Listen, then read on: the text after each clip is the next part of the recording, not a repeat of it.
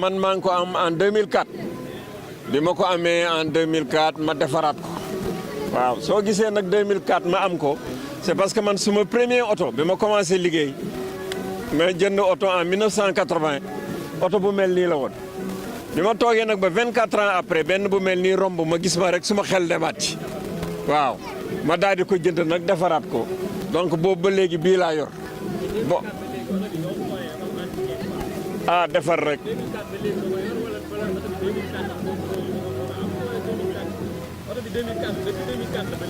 oto bi 1970 la oto bi am na 49 ans 1970 la wàcc waaw mais man 2004 la dugg suma loxo bii nii waaw boobu ba léegi nag dama koy defar di ko defaraat xam nga oto collection moom sa loxo du ci jóg waaw ñu bëri dañ koy gis naan venant la wala oto bu bees la wala léeg ñu ne leen déedéet man leen déedéet waaw ko doo ko gëm déedéet kii Volkswagen la série bi amatul kii mu ngi génn en 1936 1936 le premier modèle bi génn bon dernier modèle bi mu ngi génn en 1973 en Allemagne bon Mexique quand même defar nañ ko ba 2004 mais original bi 1973 la yem 1936 ba 1973 mu ngi tudd la voiture du peuple allemand yi moom lañ njëkk a defar comme oto tuddee ko Volkswagen mooy en allemand la voiture du peuple dañ ko doon amélioré nag changé waat tuuti mais depuis 1973 ba léegi bougé wul nii la mel waaw.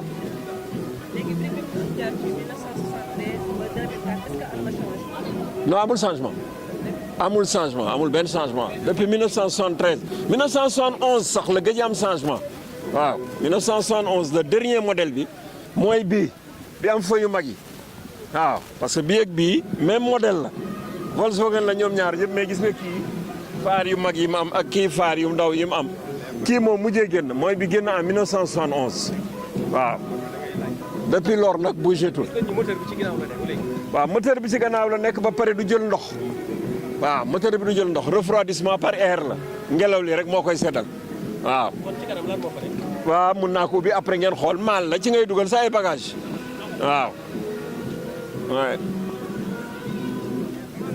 C'est bon voilà. Dakar. Alors passion bi ça m'est venu de mon grand quoi voilà qui est un Thiessois. Bon comme moi aussi j'ai eu à ramener cette voiture de Dakar sur Thiès. Donc depuis moi aussi j'ai eu cette même passion. Alors je me suis permis vraiment aussi d'acquérir cette Volkswagen coccinelle quoi. Elle est de 72 cette voiture-là. Voilà. C'est les dernières versions Mexico quoi. Voilà. Comme disait le grand, c'est une voiture du peuple. C'est la passion qui nous anime en fait.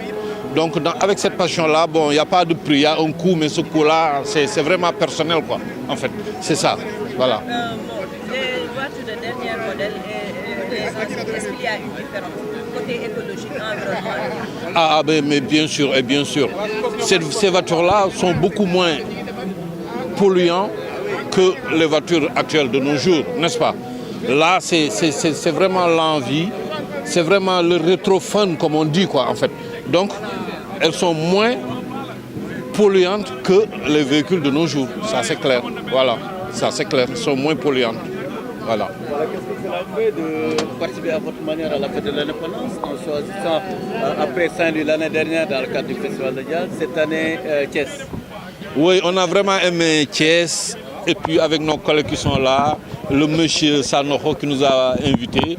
Et Thiès est vraiment c'est une ville pilote quand même. Voilà. Il y a des passionnés vers les années 60. Il y avait beaucoup de voitures de collection dans cette même région-là. Donc c'est ce qui nous a vraiment animés à venir vraiment faire une petite balade au niveau de Thiès, quoi. Voilà. Voilà. Déjà le doyen Ao est implanté à Thiès. Il représente le club rétro du Sénégal. Il y a Sanoho qui vient de le rejoindre. Quelles sont les perspectives encore? Essayons d'aller, bon c'est juste une première, on va essayer aussi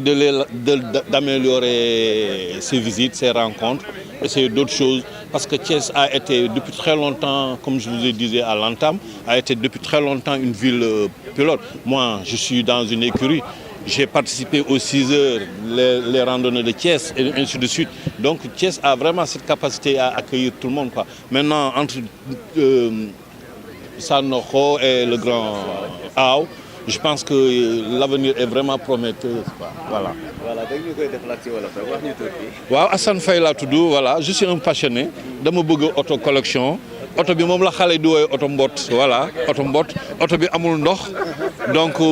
propulseur la ngelaw mooy refroidir moteur bi. Donc bah, c'est avec mon grand que laa am cofeelu oto bi, parce que mos naa jógee Dakar dawal oto bi ñëw ba fii. Bi ma ñëwee ba ñibbi rek après ci laa ne say man oto bi dama koy am. Donc depuis lors ci laa commencé di lijjanti oto bi ma koy am na lu ma leen waxul woon sax. Oto bi ma koy am dama waroon dem fay école xale yi ma jël fay bi yëpp dem jënd ko école.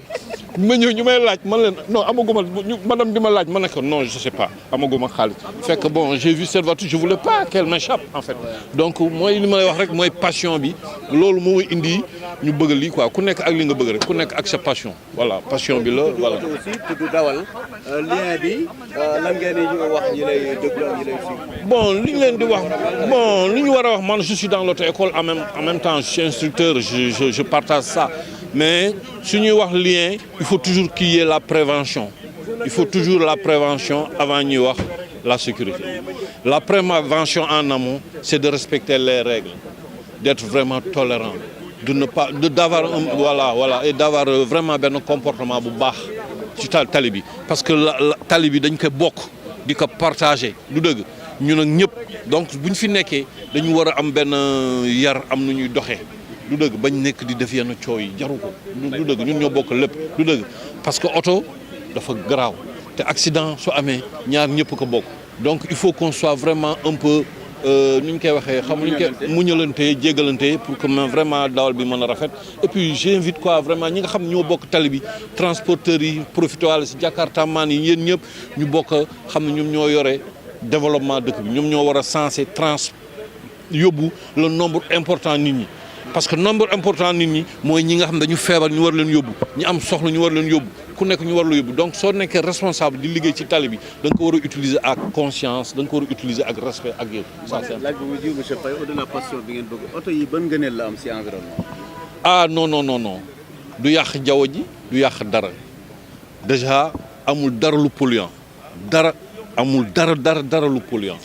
on roule doucement on roule pas à des vitesses excessives du ñu daw vitesse yu bëri donc amul dara daal lu ñu la mën a wax loo xam ne dafay polluant contrairement ak oto léegi yi ngay gis ni kii boo ko taalee léppam dafa naturel tout. maa ngi tudd Ousmane Camara jeune collectionneur ñëw Thiès fekk si suñuy naataango collectionneur di kontaan di rafetlu lool seen programme bi di nuyu ñëpp di ziar ñëpp vraiment di rafetlu affaire bi quoi macha allah waaw. kii c'est mon frère aussi il fait partie du club maa ngi leen koy jox mu présenté wu voilà. waaw asalaamaaleykum mbokk yi man maa ngi tudd Safou Thia Fall comme sama naataango Ousmane nu mu ko waxee man tam maa ngi nekk benn jeune collectionneur yaakaar naa maax moom ñoo gën a féetee ndaw ci club bi tey ji ci collectionneurs yi donc c'est nous qui incarnons un peu la future génération donc tey comme ni mu ko waxee rek ñu ngi ñëw Thiès fekk suñuy naataangoo Thiès waa ci collection bi ñëw daal di won waa Thiès lu ñu yor ñun tamit Dakar daal ànd ak ñoom def benn parade bu rafet bi ci biir dëkk bi waaw pare ñëw teere fii nag place de France def présentation véhicule yi ak wone ku ci nekk wax bu ci nekk ku ci nekk li nga indaale lu mu doon waaw.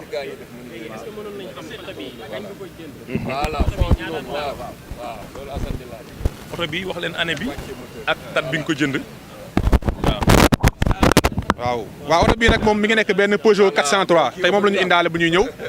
bon année bi 1956 la daanaka nag jënduma ko ndax sama kër laa ko fekk bu ma juddoo ba léegi mi ngi suñu kër sama papa moo ko jëndoon ma juddu fekk ko fi donc boobu ba léegi on a conservé ñu jëm ko conservé di ko defaraat boobu ba léegi pour mu mën a nekk en état nii donc Peugeot 403 la mi ngi génn 1955 mais bi année 1956 la tey moom la ñu indaale am na yeneen suñu bàyyi Dakar tamit yu fa nekk waaw xam naa du ñàkk benn yoon incha allah bu ñu ñëw ñu jéem a gën a yokk rek convoi bi yéen ñu fa bàyyi waaw sama naataango Ousmane yi tamit waaw suñu fa bàyyi xam nga bàyyi ko wax yan la fa waaw comme d'habitude rek ñun moom ñooy ñi gën a ndaw ci club bi bàyyi nañ fa Mercedes Paddock bàyyi nañ fa 403 bàyyi nañ fa 2 chevaux camionnette ñu ngi xool tamit képp koo xamante ne yaa ngi Thiès yor oto yi ñu ngi lay woo nga génn bokk ci nit ñi pour bokk ci pour beneen yoon nit ñi xam ni oto yi c'est de l'art nit ñi dañ ko war a conserver nit ñi di ko dawal pour seen xol di sedd ñu koy gis muy dundaat franchement ñu ngi woo ñëpp képp ku am auto collection sa kër ci garage na nga ko defar boo mënul na nga wàcc laajte club bi ñu teg la ci yoon nga bokk ci club bi am carte de membre ba fu ñuy demati nga ñëw ñu ngi wàcc parade bu mag incha allah pour Thiès festival jazz bi ñu ngi wàcc Mbour ñu ngi wàcc lu bari daal incha allah waaw yéen daal ñu ngi fii di leen jaajëfal yéen ñi nga xam ne yéenay jàllale message bi ñu ngi leen nuyu di leen sant di leen gërëm boo ko defee message bi gën a jàllale pour képp kuy collectionneur képp ku yor oto sa kër képp ku yor oto sa garage nga génne ko defar ko ba beneen yoon fu ñu jaar nga ñëw bokk ci nit ñi ñu jox la teg la ci yoon boo mënul defar dinañ la woon fooy jaar fooy def ba am pièces yi nooy def ba lijjanti kayit yi boo ko defee beneen yoon nga ñëw participer. consommation bi dafay nekk très ouvert ñu ngi fii am nañu suñu non consommation oto bi moom lu yomb la parce que du lekk lu bari moo oto yëpp ñoo yem au moins sax moo gën a yomb consommation waaw parce que li nga xam ne yow yaa ko bëgg buy consommer bu doon consommer 100 litres au 100 sax doo ko yëg parce que plaisir bi ngay def mooy tax doo yëg consommation bi waaw. pièces yi dinañ ko am ñun suñu biir ku ci dugg rek ñun dinañ la tegtal ubbil la yoon bi ba nga mën a am pièce. maa ngi ànd ak sama xarit bi Amadou Socé Faye moom moo yor entretien oto bi dañ koy tooñ di ko wooyee foot ah donc oto bi oto bi mi ngi tudd 403 Peugeot mi ngi wàcc 1957 man maa ngi ko jënd ci benn tubaab am na ñaari at mu ni bàyyi moo ko moomoon bàyyi ko Côte d'Ivoire après mu ñaan ñu delloo si ko Sénégal bi mu ñëwee Sénégal mu dawal ko lu yàgg après mu soog a ñu koy jaay noonu fii la fi léegi nag bi ñu ko jaayee ñu tey ko di defar toog na ñaari at di ko defar bi ñu koy defar di defar wut ay pièces yi ci ànd di defar daanaka li ci nekkoon bariwul mais dañ ko rek laal ba nga xam ni dana aw yoon ñu di ko réglé di ko rek ba mu aw yoon moo tax nag bi mu awee yoon nag ci lañ ko peinture defar bëgg la rek loolu nag xam nañ ko gën a xam moo tax. tey boo demee France indi ceebu jën indi steak ceebu jën ngay jël parce que ceebu jën nga xam. question ku nekk la nga xam da ngay jël déet du question consommation question de bëgg-bëgg la mi ngi mel tey caaye am na solo caaye tuba ji nga sol moo la gën a man la mel ah na sa say maam doon watu neexu la changé nga moto watu mais du la wàññi dara passion la ku nekk am nga li nga bëgg am na ñoo xam ne xaar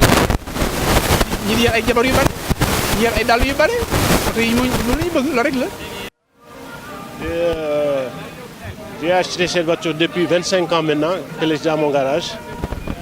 C'est plus 25 ans que je l'ai dans mon garage. Je l'ai hérité de mon papa qui avait une 2 chevaux et ça m'a plu quand j'étais gamin. J'ai appris à conduire presque avec la 2 chevaux.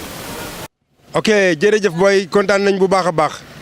xam naa ni ngeen ko gisee organisation bi ni ñu leen ko waxee woon ci conférence de presse bi mooy lii ànd ak oto yi nga xam ne ñoom ñooy les voitures de collection gis ngeen oto yi laaj ngeen ñi nga xam ne ñoo yor oto yi ak taxawaay bi ñu am vraiment jóge Dakar ba Thiès ñëw ànd ak ñun ci bis bi wër nañu def nañu caravane bi ñu ngi fii ci promenade des Thiessois buñ fi jugee ñu nga jëm fee ci restaurant Kër Jaraaf incha allah buñ fa jugee nag course ba la ñuy dem daal di exposer oto yi foofu daal di fekkee lii nga xam ne moom mooy course bi.